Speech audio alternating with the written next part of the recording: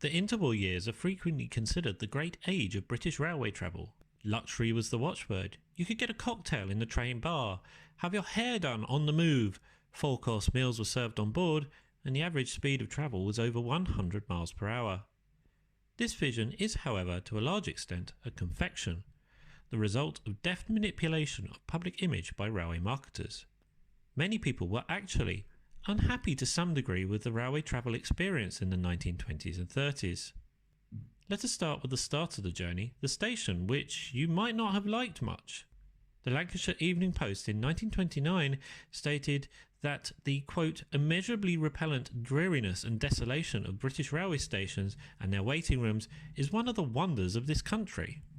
D.B. Wyndham Lewis, in The Bystander, stated in 1936 that London has the, quote, grimmest railway termini in Europe.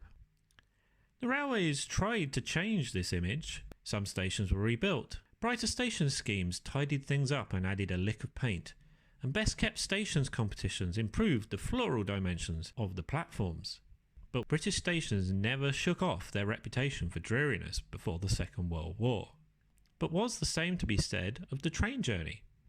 In 1938, Mass Observation, the social research organisation, surveyed 6,500 passengers on whether they enjoyed travelling by train.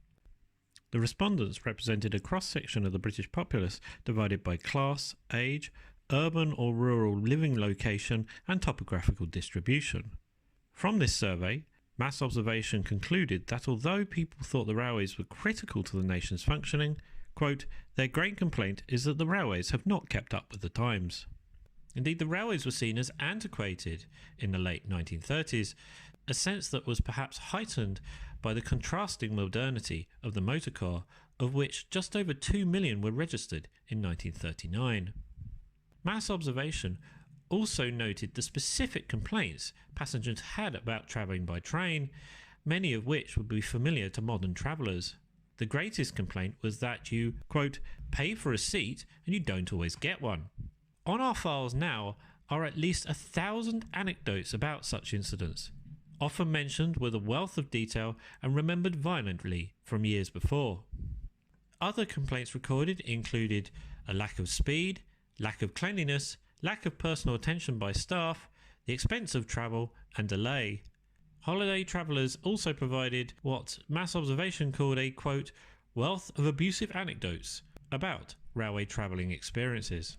As such, in a period when the railways were struggling financially and could have used the support of the public, the report concluded that, quote, the goodwill of the railways in the minds of their passengers is not very great at the present time.